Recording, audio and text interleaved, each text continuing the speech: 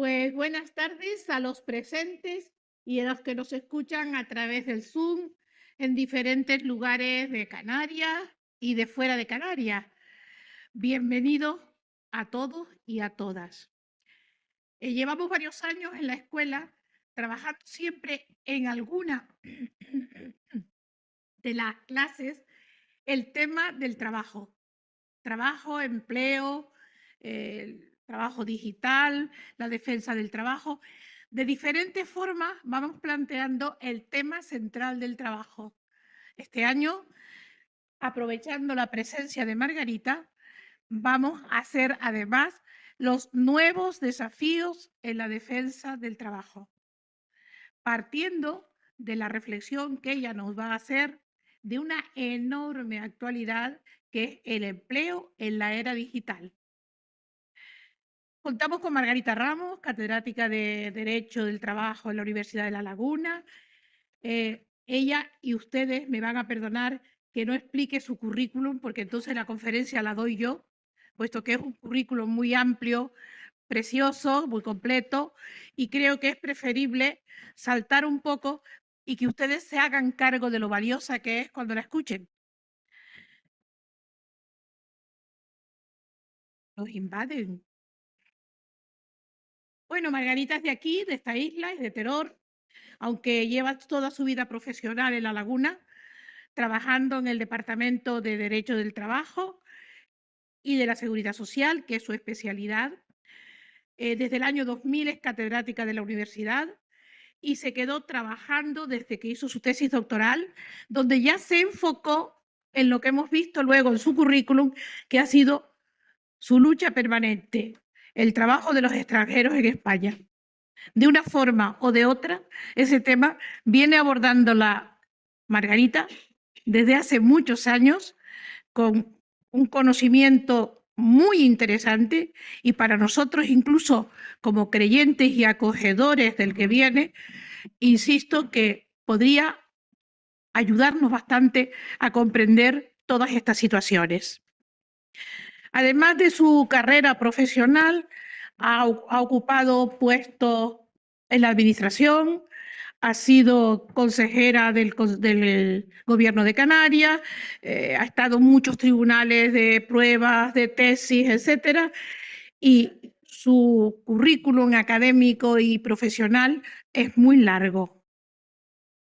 Ha visitado universidades extranjeras y universidades españolas para realizar cursos, ya impartiéndolos o ya recibiéndolos, y prácticamente es una persona cuya vida se ha dedicado a pleno pulmón a su profesión en el derecho del trabajo y de la seguridad social, campos en los que es experta. Ha participado en programas de la OIT, en diferentes programas de evaluación y de investigación en España y fuera de España. Y, repito, es en su especialidad, que es el derecho precisamente para extranjeros, entre comillas, la inclusión del extranjero en el trabajo en España, pues ha sido asesora de algunos organismos de gobierno, de algunas entidades privadas. Ha recibido premios, el premio a la igualdad, el premio por su labor científica, el premio a la trayectoria de trabajo. Y en este sentido, podemos decir que estamos ante una persona que ocupa hoy en la profesión y en La Laguna, en la Universidad de La Laguna, un puesto importante. Ha sido decana, ha sido una lista grande de deberes y derechos que ha ido ocupando a lo largo del tiempo con total entrega. Además, sí quiero destacar que ha trabajado muy a fondo, incluso con otras entidades canarias, el tema de la igualdad de oportunidades entre hombres y mujeres en el ámbito laboral, lo que le mereció el premio FIFEDE a la igualdad en el empleo, que lo concede el Cabildo junto con Caja 7 y alguna otra entidad. Por lo tanto, el capítulo de premios muy bueno. El capítulo de trabajo, yo conté hasta 30 y pico y ya no seguí, pero En alguna de las biografías que he leído, de las monografías sobre ella, habla de más de 200 publicaciones, entre artículos y otras cosas, otros folletos, otros libros, otros documentos. Naturalmente, no es este el momento de nombrarlos, porque ustedes han venido a escucharla a ella y seguramente aprenderán mucho más de ella cuando hable que cuando yo le cuente las cosas que sé de ella. Eso tiene mucha menos importancia en este momento. Por lo tanto, es doctora en Derecho, por supuesto, ha dirigido numerosas tesis doctorales y trabajos de investigación. Actualmente sigue siendo catedrática de la universidad, ha participado en algunas universidades extranjeras, en Bolonia, en alguna universidad francesa, en alguna universidad de Saint-Étienne, con distintos profesores, o bien haciendo trabajos de investigación o participando en trabajos que esa universidad o ese departamento tiene en marcha en ese momento. Sin más, yo creo que diciendo la valía profesional y diciendo además la cantidad de premios que ha recibido Junta o en otros colectivos de los que forma parte, sin más, lo que hay que hacer es darle sitio, dejarla hablar y escucharla.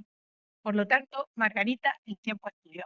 Muy buenas tardes, queridos amigos y amigas de la Escuela de Formación Sociopolítica, Cristiana Sociopolítica de la Fe. Es un privilegio para mí poder volver a estar aquí de nuevo. Isabel me llamó un día hace muchos meses para que hablara del trabajo en este tiempo presente donde la digitalización pues impregna toda la vida. Todos tenemos un portátil, todos tenemos una tablet, todos tenemos un ordenador, todos tenemos WhatsApp, todos tenemos correos electrónicos, pues así se vive y así se trabaja. Y lo que necesitamos hacer no es rechazar. La mejor actitud no es rechazar lo novedoso, lo que es innovador, sino tratar de desplegar nuestras capacidades para que eso no nos supere, sino para que nosotros nos convirtamos en verdaderos protagonistas del momento que nos ha tocado vivir. Bueno, yo voy a hablar del empleo en la era digital, nuevos desafíos en la defensa del trabajo, es decir, cómo se trabaja en el momento actual, con qué herramientas, bajo qué condiciones y cómo vive la gente ahora cuando tiene que dedicar gran parte de su vida a trabajar, porque el trabajo, hace mucho tiempo que el trabajo se decía dignifica a la persona. ¿Se acuerdan de la canción de Rafael? El trabajo nace con la persona. Y era un elemento de dignificación. Ahora, en el momento actual, hay una percepción negativa. Y la percepción general es el trabajo nos aliena, el trabajo hace que nuestras vidas sean precarias, pobres. Se habla de trabajadores pobres que no llegan a final de mes, ni aún trabajando 8 y 12 horas al día. Bien, en ese contexto de el cambio del valor del trabajo, la digitalización irrumpe en la vida cotidiana y en la vida de las empresas, cómo se organiza el trabajo en las empresas. Bien, en la anterior quería comenzar diciendo que evidentemente la pandemia del COVID significó un punto de inflexión, un antes y un después. ¿Por qué? Porque cuando apareció la pandemia, saben que inmediatamente el gobierno tuvo una reacción rápida, decretó el estado de alarma y sacó aquel Real Decreto Ley 8/2020, donde, bueno, todo el país cambió y el trabajo también. Y ahí ya el gobierno dijo, el trabajo se realizará preferentemente bajo formas de teletrabajo. O sea, estábamos en casa y se pedía a las empresas que en la medida en que pudieran, siempre que fuera posible, no cerraran las instalaciones, no fueran a despidos colectivos, no paralizaran por completo la actividad, sino que siempre que fuera posible se hiciera trabajo desde casa, desde el hogar. ¿Cómo? Pues a través de ordenadores, teléfonos móviles, tablets, llamadas, correos, WhatsApp. Bueno, y entonces eso que comienza como una experiencia durante el COVID vino para quedarse. Las empresas se incorporaron rápidamente al teletrabajo. Y eso significó algo verdaderamente catártico, porque el lugar de trabajo que aportaba la empresa siempre había sido un elemento fundamental. ¿Tú dónde trabajas? Pues yo trabajo en tal sitio, en el sur, en un edificio, en una empresa que tiene un centro ahí arriba en Galdar. Bueno, el lugar de trabajo era importante y tú te levantabas cada día e ibas a tu lugar de trabajo. Eso cambia. Y entonces las empresas descubren que el trabajo a distancia, las nuevas formas que ahora se llaman de trabajo híbrido. Híbrido quiere decir que unos días vas al lugar físico y otros días no, te puedes quedar en tu casa. Eso también produce ventajas, pero también grandes perturbaciones, ¿no? Pero esto ha venido ya para quedarse. Las innovaciones tecnológicas y digitales, la IA, la robotización en el trabajo, todos esos elementos de carácter innovador ya están aquí. No estamos hablando del futuro, ya está aquí. Entonces, esa circunstancia que propició el COVID se ha generalizado y entonces una de las formas nuevas de trabajar en digital ha sido protagonizada por las plataformas digitales. Vale, ustedes están en casa un día, va a venir una familia y tal, no tengo tiempo ni disposición para prepararme una comida. Voy a llamar a estas empresas de reparto, ¿vale? Esas son plataformas digitales que encontraron en lo digital una forma de hacer un negocio, ¿vale? Yo abro una aplicación, EasyJet, ¿vale? O Globo o Uber, todas estas empresas que prestan servicios mediante una aplicación digital que nosotros nos descargamos en el móvil y ya podemos registrarnos ahí, podemos pedir un coche Uber, podemos pedir una comida, podemos pedir a Sara que nos traiga el pedido a casa. Bueno, estas plataformas comenzaron teniendo un comportamiento bastante irregular, porque en primer lugar negaron su condición de empresas y dijeron, nosotros no somos una empresa, ni tenemos trabajadores en absoluto. Mire, esto es una aplicación digital donde los clientes contactan con un prestador de servicios que le presta un servicio a cambio de una compensación económica. Bueno, estas empresas comenzaron a practicar lo que se llamaba inicialmente la gig economy o economía colaborativa y decían, no, aquí lo que hay es unos colaboradores que tienen acceso a la plataforma, reciben mensajes de la clientela y ellos le prestan unos servicios a la clientela y cobran. Además, es una forma de trabajar tan cómoda que se puede combinar con cualquier otro tipo de ingresos o una persona que tiene un trabajo, pues puede practicar esto también y así tener un sobreingreso añadido. Pero ¿qué estaba ocurriendo? Que todas esas personas eran falsos autónomos.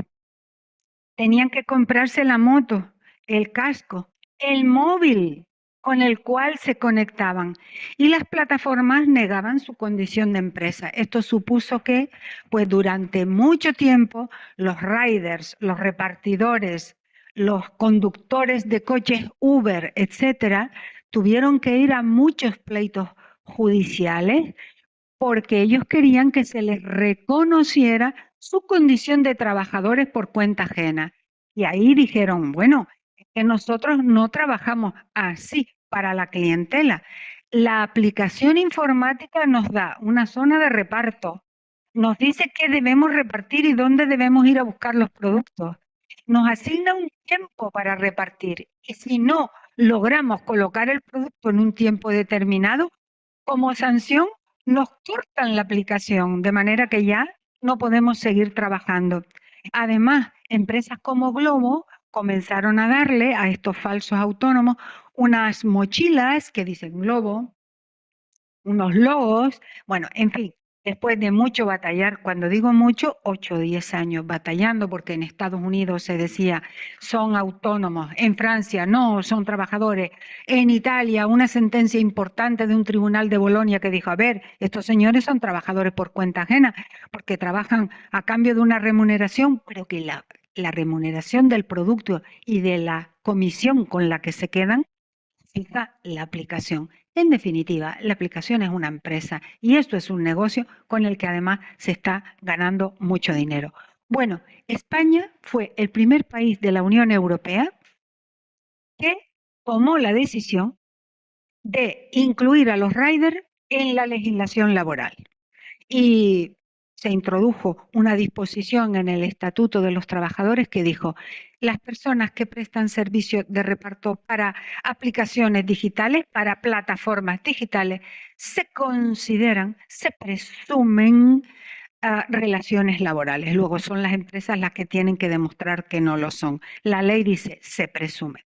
Y luego, esta decisión que tomó España tuvo una gran repercusión en toda Europa, hasta tal punto de que España fue el país pionero para negociar con la Comisión Europea, animar dentro de la Comisión Europea un proyecto de directiva que finalmente se aprobó en 2024. España lo hizo en 2021, pues en 2024 ya la Unión Europea aprobó una directiva por la cual ahora en toda Europa estas actividades de reparto de productos a través de trabajo digital, de plataformas digitales, se considera trabajo laboral. ¿Esto qué significa? Pues que se le aplica la legislación laboral.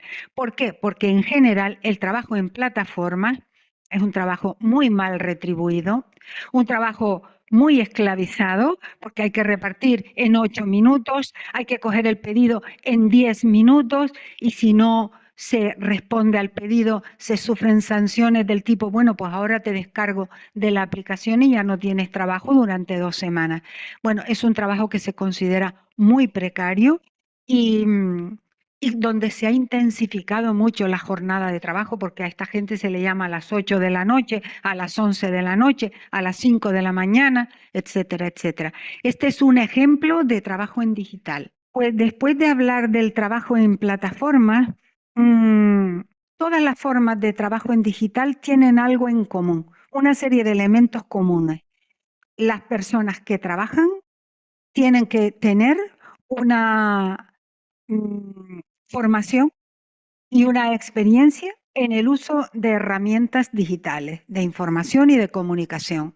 Hoy es muy difícil trabajar en cualquier empresa si no se sabe informática, si no se saben utilizar aplicaciones digitales, si el trabajador no usa el WhatsApp, si el trabajador no tiene habilidades y formación para manejar el correo electrónico y todo al mismo tiempo.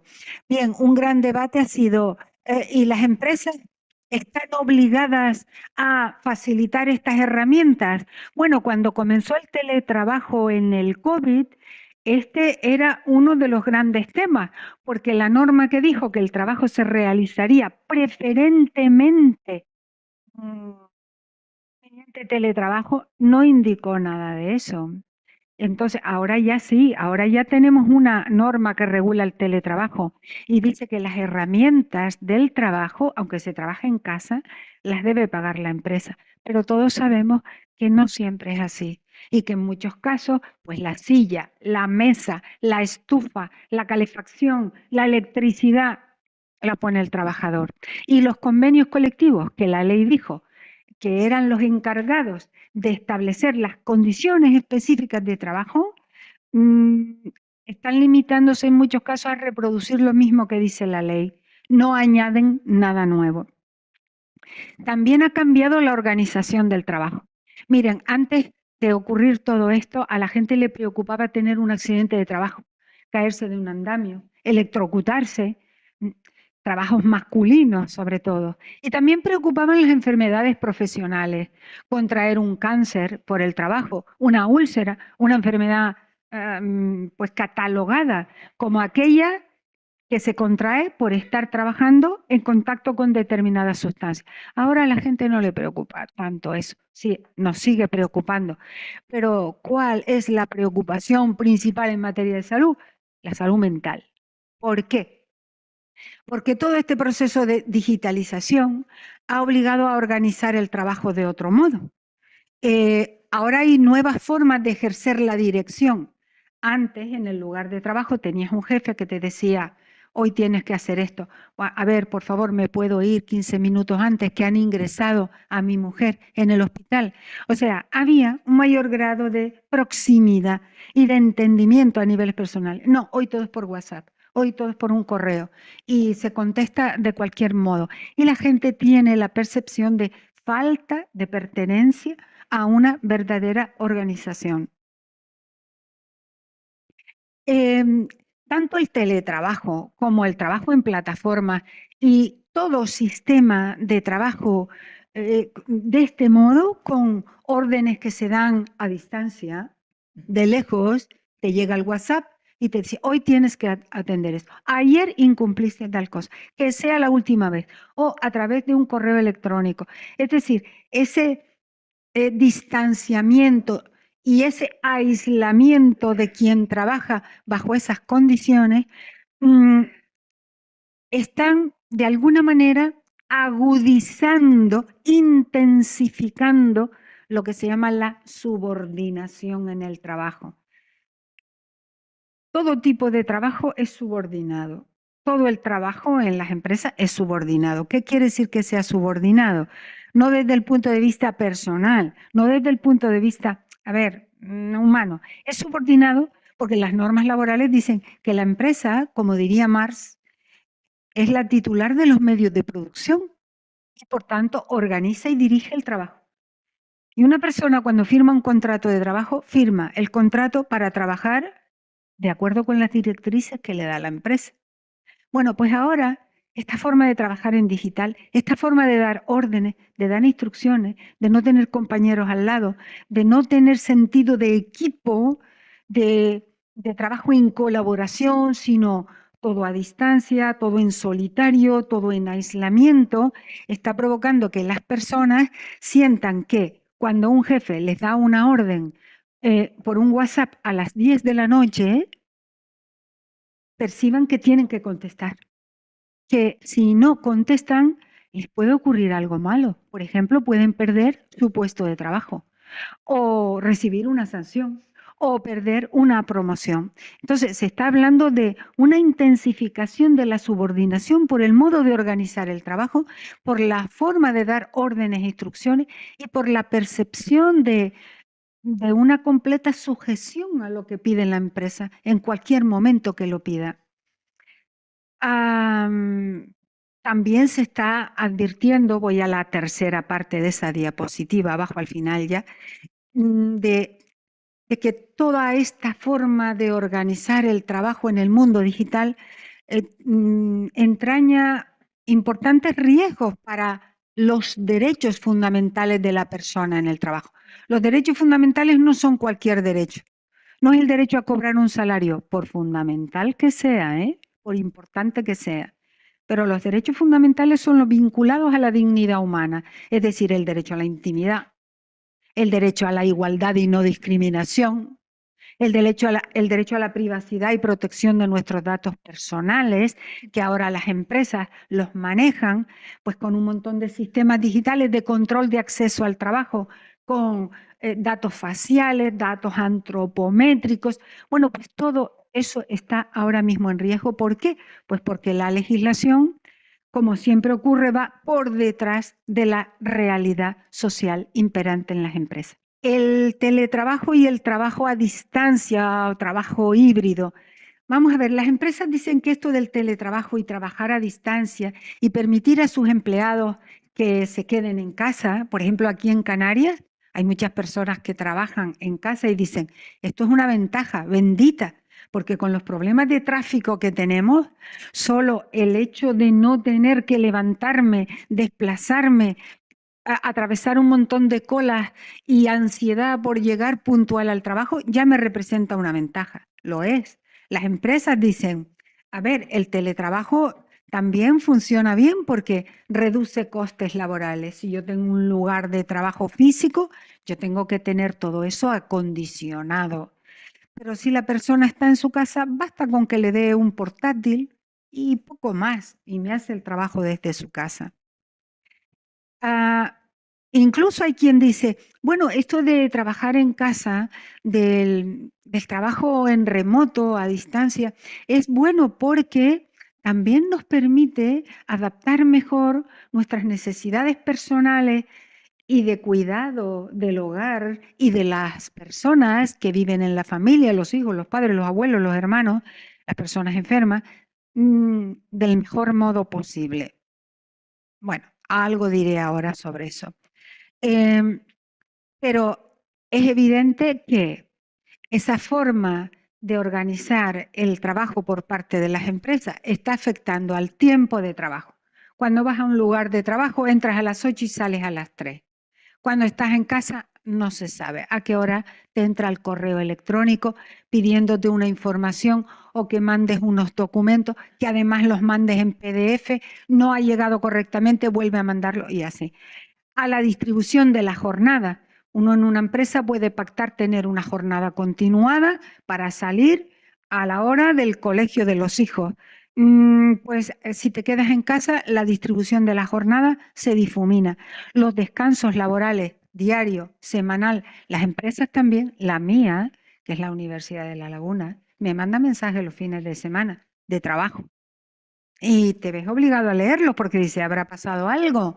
¿Una catástrofe? ¿Habrá habido una emergencia? No, trabajo. Y la desconexión digital, tema del que luego hablaré. Hay riesgos potenciales en materia de salud, de los que luego terminaré hablando un poco más, pero hay otros que afectan a cosas que ya creíamos que habíamos ganado. Por ejemplo, la igualdad real y efectiva entre mujeres y hombres. Ustedes saben que este es un tema que hace 10 años creíamos que estábamos dando pasos de gigante y que además todo lo que se iba afianzando en materia de igualdad y no discriminación entre hombres y mujeres eran logros ya históricos y que ya no se iba a volver atrás. De eso nada, estamos volviendo atrás, pero de una manera increíble, porque los tribunales de justicia nacionales y europeos están haciendo una lectura absolutamente plana de las normas en materia de igualdad. Y hemos dado pasos de gigante hacia atrás de, como les diría, de hace 20 o 25 años en determinadas materias. Entonces, hay un planteamiento completamente perverso en relación con el trabajo a distancia, el trabajo en remoto, el trabajo en digital y el teletrabajo. Y se dice, el trabajo idóneo, se está diciendo ahora, para conciliar vida laboral y vida familiar es el teletrabajo, porque ayuda a las mujeres a quedarse en casa. Ustedes saben que ese paradigma lo habíamos roto desde hace más de 15 años, que no solamente había que hablar de igualdad y no discriminación, y que la conciliación se nos quedó corta, había que hablar de corresponsabilidad.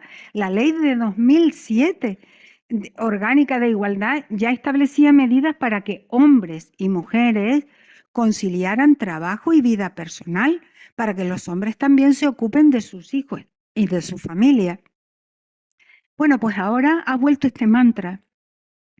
Y eso entraña un grave riesgo y es que las mujeres terminen de nuevo estigmatizando la idea de que ellas son las naturalmente responsables de cuidar los hijos, de cuidar la casa.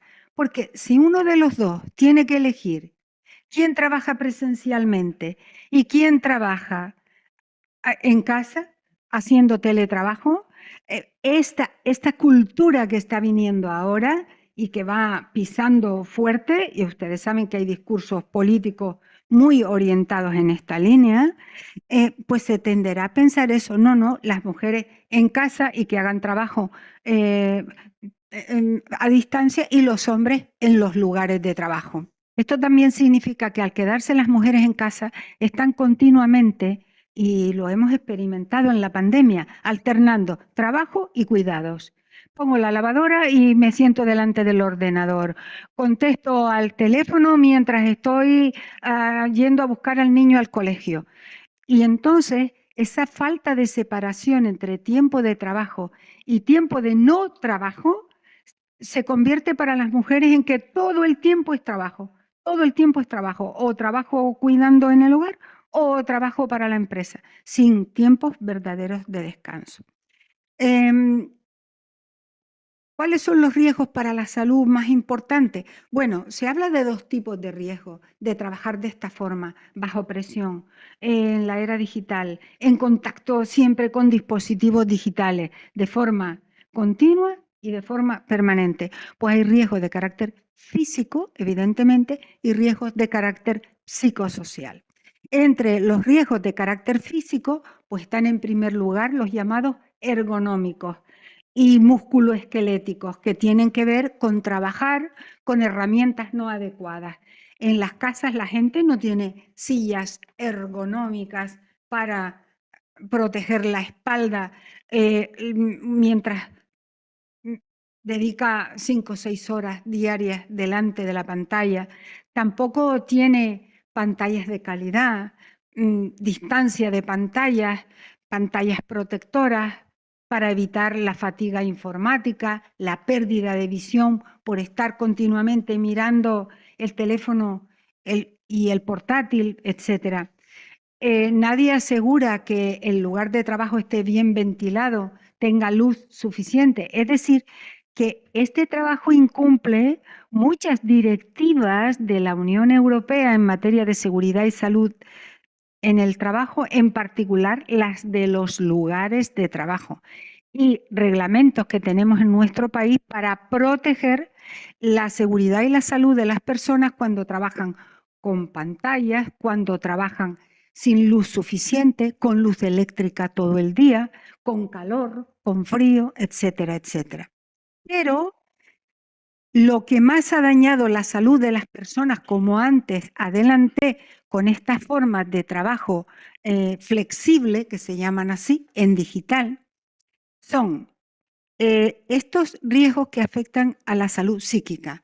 Algunos se manifiestan también en la salud física, pero empiezan siempre por alteraciones, por trastornos de la salud de carácter psíquico.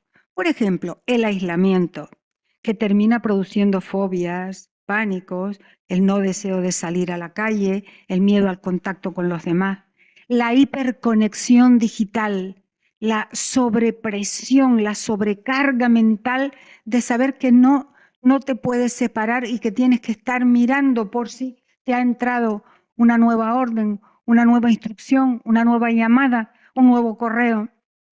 Todo esto está produciendo que la jornada de trabajo esté continuamente monitorizada, que los trabajadores sean objeto de geolocalización física, se sabe dónde está, dónde se desplazó.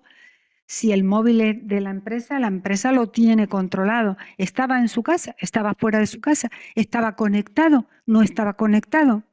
Luego también está produciendo una agudización de la violencia y el acoso en el trabajo.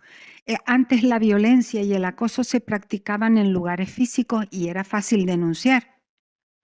Una agresión física, una agresión verbal. Ha ocurrido esto. Una persona que degrada psicológicamente, que destruye psicológicamente a otra con prácticas de acoso. Pero ahora se practica por la vía digital. Y ahí queda la humillación, ahí queda lo que se dijo en Facebook, lo que se dijo en las redes sociales, donde la gente tiene mucha dificultad para el olvido, para que eso se borre, para defenderse. Tenemos el triste caso de la trabajadora del asunto Ibeco, que terminó fatal, porque sus compañeros, uno de sus compañeros, difundió un WhatsApp con imágenes de la vida privada que había facilitado su exnovio, y esta chica pues ya se había casado y tenía hijos. Pues esas imágenes empezaron a circular y eso fue una cosa increíble, ¿no? Lo que pasó, no se lograba ni siquiera por parte de la empresa cortar la difusión de esos WhatsApp. La trabajadora terminó suicidándose y el caso el pleito lo perdió ante los tribunales por un aspecto procesal formal. Así están las cosas. Bueno, luego les hablaré, si tengo unos minutos al final, estamos en tiempo, ¿no? De un anteproyecto que ha preparado ya el gobierno donde por fin se va a entrar en este mundo para regular. Bueno, la desconexión digital. Ahora mismo se habla mucho de la desconexión digital como un derecho que debe ser regulado adecuadamente, el derecho a desconectarse. Y es un derecho típico del trabajo en digital. Hace 20 años no se hablaba de la desconexión. Bueno, había unos teléfonos, la empresa te podía llamar a casa, pero llamaba cuando había una situación, vamos a decirlo así, no normal, no habitual. Pero el tener ahora dispositivos digitales por los que llegan comunicaciones de la empresa ha hecho que el derecho a la desconexión digital aparezca como un derecho que se reclama continuamente. Aquí en Europa, prácticamente en todo el mundo, porque todo el mundo ahora trabaja en digital, en India, en China, en Japón, en Vietnam y en Canarias, ¿no?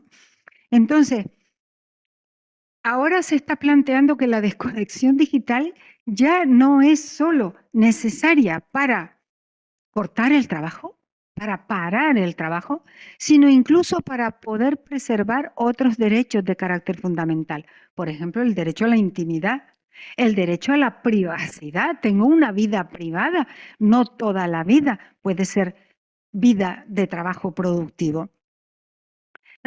Seguro que conocen a Byung-Chul Han, ¿no? Este filósofo de origen coreano, pero que lleva muchos años trabajando en universidades en Alemania y que tiene un libro muy interesante, tiene muchos, pero uno muy interesante que se llama La sociedad del cansancio.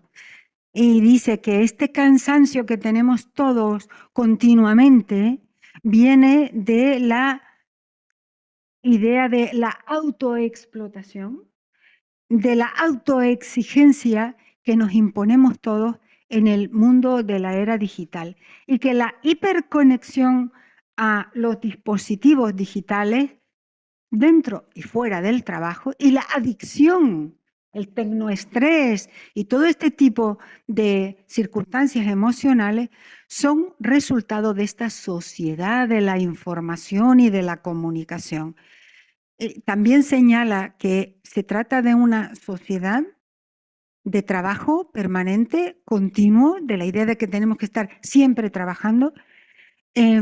Está basada en ese deber que intrínsecamente hemos asumido, el deber de rendimiento continuo y permanente, porque si no, nuestra vida no tiene sentido. Si no estamos ocupados, si no estamos rindiendo, si no estamos haciendo algo productivo, tenemos la percepción de la pérdida del tiempo.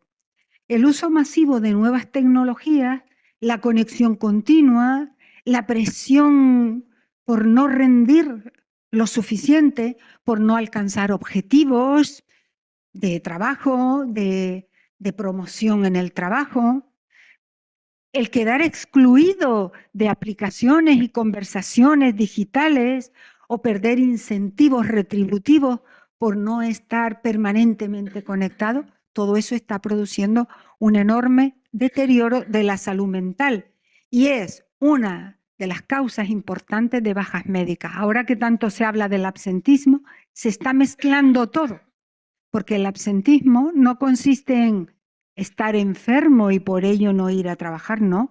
La Organización Internacional del Trabajo dice que el absentismo es no ir a trabajar sin causa justificada.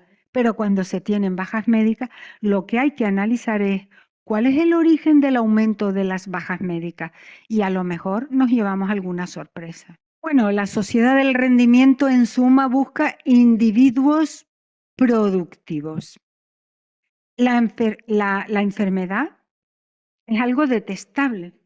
Se ve mal que una persona se enferme y no vaya al trabajo, ocasiona problemas, hace que el trabajo haya que repartirlo entre los compañeros. No, no hay que repartirlo. Hay contratos de sustitución por bajas temporales. Todo eso está perfectamente regulado.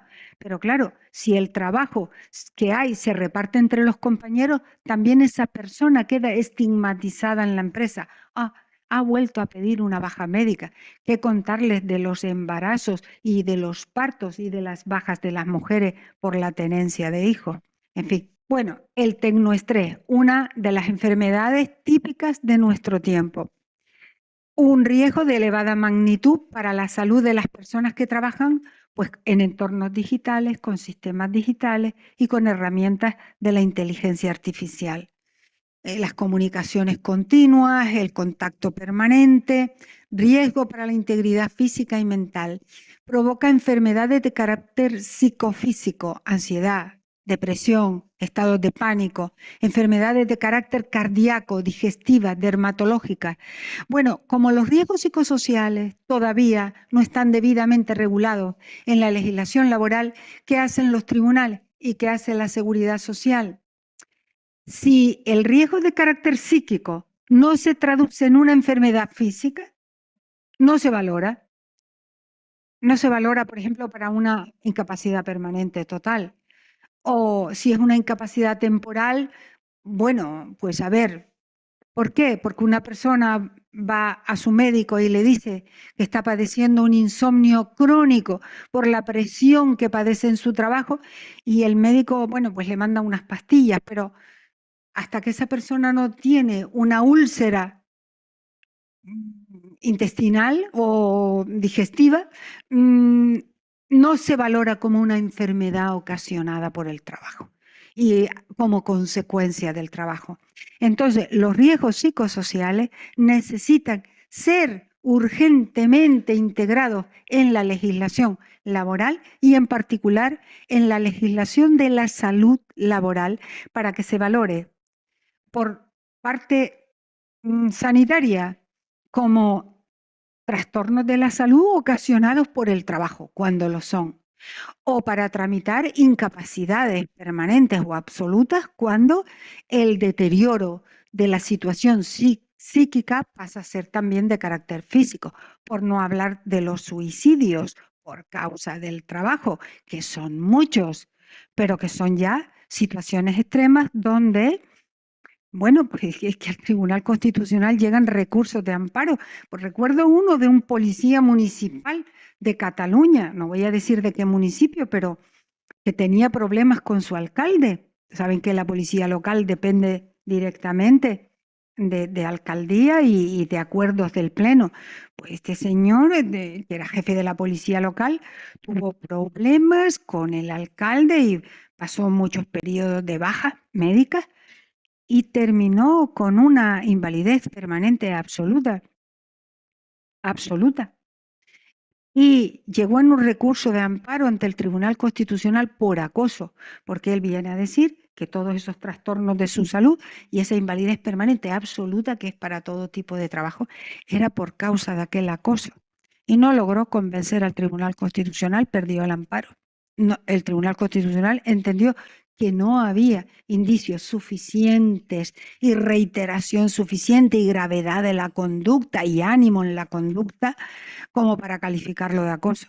Bien es cierto que el Tribunal Constitucional en los últimos años ha cambiado la jurisprudencia y ha rectificado y ha dicho, bueno, no hace falta que sea repetido, reiterado hasta el punto del deterioro total de la salud de la persona, pero en aquel tiempo perdió. Bueno, sobre la desconexión digital ya no vamos a decir nada más, vamos. Bien, yo quería llegar aquí, ya para terminar. En noviembre de 2025 se cumplieron 30 años de nuestra ley de prevención de riesgos laborales, la ley que regula la seguridad y salud en el trabajo. Y ya todo el año 2025 estuvimos ahí creando debates y denunciando que esta ley, han pasado 30 años, se había quedado desfasada, obsoleta, no recogía las innovaciones técnicas y tecnológicas que producen daños en la salud de las personas trabajadoras, no recoge los riesgos psicosociales, no integra la perspectiva de género. Muchos daños biológicos en la salud de las mujeres, muchos riesgos biológicos y no biológicos de la salud de las mujeres que no están contemplados en esa ley. Y por supuesto los riesgos psicosociales. Bueno, pues el gobierno durante creo que más de un año, creo recordar que más de un año, abrió un proceso de diálogo, había abierto un proceso de diálogo con las organizaciones empresariales y sindicales más representativas de nuestro país para modernizar esta ley, para cambiarla, para reformarla. Bueno, esto ha terminado medianamente bien y medianamente mal, porque hubiera sido deseable, como ocurrió con la primera ley de 1995, que fuera una ley negociada. Gobierno, representantes empresariales y representantes sindicales. Es muy importante que estas leyes sean negociadas porque si todos participan, la ley se aplica mejor, de forma más efectiva, más eficaz, más rápida. Bueno, pero finalmente la parte patronal se ha retirado del proceso de diálogo porque dijo que esta ley establecía muchísimas obligaciones nuevas para las empresas y que esto era inasumible. Bueno, finalmente el gobierno logró un acuerdo en febrero de este año, de 2026, o sea, hace 2 meses, un acuerdo con las organizaciones sindicales más representativas, UGT y comisiones obreras a nivel nacional. Y en marzo ha presentado un anteproyecto de ley. ¿Qué hay en este proyecto de ley de novedoso? Bueno, hay cosas importantes. Entran los riesgos de carácter psicosocial como daños derivados del trabajo. Recoge el derecho a la desconexión digital como riesgo, la conexión continua, como riesgo para la salud. El derecho a la desconexión como derecho vinculado a la salud laboral. Ordena la integración de la perspectiva de género. Los puestos de trabajo deben evaluarse en los riesgos para la salud, teniendo en cuenta que pueden ser ocupados por hombres o por mujeres. Ordena que cuando haya riesgos para la salud de las trabajadoras gestantes en estado de embarazo y la empresa haga la evaluación genérica de riesgos de sus puestos de trabajo, lo comunique a toda la plantilla. ¿Para qué? Para animar a las mujeres, en cuanto saben que están embarazadas, a comunicarlo para que la empresa active el mecanismo de protección de su salud como embarazada y del feto. Por ejemplo, adaptarle el puesto, cambiarla de puesto o suspenderle el contrato con prestación de la seguridad social por ese riesgo para la salud. En fin, es un anteproyecto de ley prometedor. Ahora, paso siguiente, ya pasó el trámite de consulta pública, ahora debe ser aprobado en Consejo de Ministros como proyecto de ley y pasar al Congreso de los Diputados. Pero la pregunta del millón es, tal y como están las cosas, ¿este anteproyecto de ley llegará a ser realidad en esta legislatura? No lo sabemos. El tiempo dirá, ustedes ahora estarán pendientes de ver qué ocurre, en qué Consejo de Ministros entra ya como proyecto de ley la reforma de la Ley de Prevención de Riesgos Laborales y otras normas sobre seguridad y salud laboral, pero luego vamos a ver los equilibrios parlamentarios cómo van. Esta tarde no sé cómo ha ido la votación en materia de vivienda, pero hasta los propios grupos parlamentarios de apoyo al gobierno, pues en ocasiones cambian el sentido del voto y no sería la primera vez que no llega a buen puerto, pero esperemos que sí. Creo que es una reforma moderna que apunta en el buen sentido de mejorar las condiciones de seguridad y salud de las personas trabajadoras. Muchas gracias por su atención y ahora ustedes pregunten lo que quieran.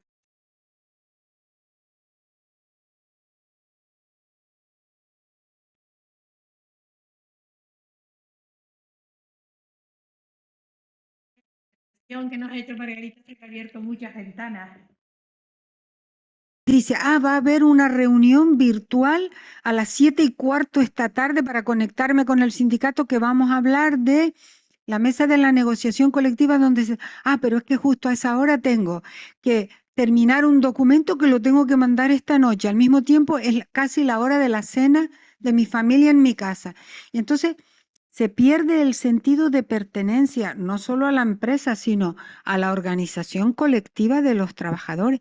De hecho, ahora el sindicalismo se está enfrentando también a retos de una enorme magnitud entre las consecuencias de la globalización, cómo unificar la acción colectiva de los sindicatos en las cadenas mundiales de suministro, cómo enfrentar el mundo de la innovación técnica y tecnológica y dar respuesta adecuada a las necesidades de la gente.